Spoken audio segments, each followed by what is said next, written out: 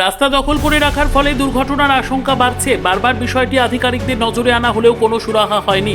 এমন অভিযোগ তুলে পিডব্লিউডি অফিসে তালা মেরে বিক্ষোভ দেখালেন গ্রামবাসীরা। ঘটনাকে ঘিরে ব্যাপক চাঞ্চল্য ছড়ায়। মঙ্গলবার বেলা 1টা নাগাদ দক্ষিণ দিনাজপুর জেলার বুনিয়াদপুর পৌরসভার 9 নম্বর ওয়ার্ডে অবস্থিত পিডব্লিউডি অফিসে ঘটনাটি ঘটে।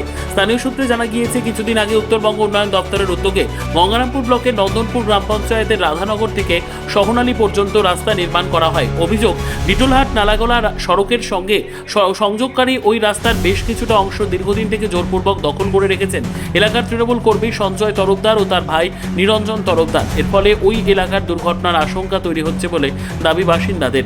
বিষয়টি নিয়ে দীর্ঘদিন ধরে পিডব্লিউডি দপ্তরে জানানো হলেও কোনো কার্যকরী পদক্ষেপ নেওয়া হয়নি বলে অভিযোগ।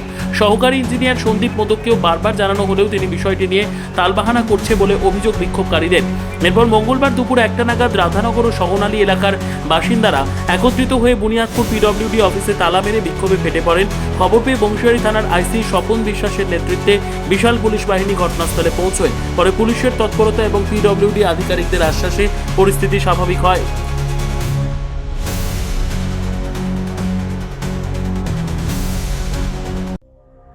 সংবাদটি নিবেদন করছেন স্বস্তিলোক উৎসব ভবন, গঙ্গারামপুর, দক্ষিণ দিনাজপুর। আমরা রাধানগর থেকে সহনালী যে রাস্তা হচ্ছে, উত্তরবঙ্গ ইউনিয়ন দপ্তর থেকে রাস্তাটা হয়েছিল, সেখানে রাস্তাটা পুরোপুরি হয়ে গেছে, কিছুটা বাকি আছে। তো রাজ্য সড়কের সাথে রাস্তাটা অ্যাড হবে। তো রাজ্য সড়কের দুই সাইডে দুটো দোকান আছে পিডব্লিউডির আন্ডার।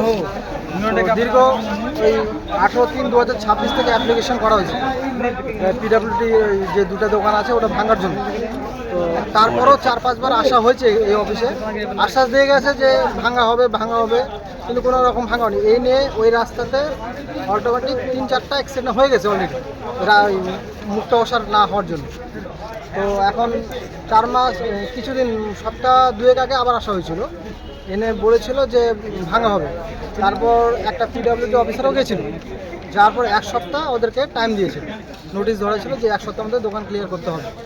কিন্তু তারপর 1 সপ্তাহ পর গিয়ে দেখে যে মানে যারা দোকান করে আছে তারা টিএমসির আগে বড় নেতা ছিল এক কথায়, তাদের পাশে গিয়ে বসে গল্প করে ওখান থেকে চলে আসার পর ওরাই এক হাত করে রাস্তা ভেঙে দিয়েছে, মানে দোকানটা ভেঙেছে।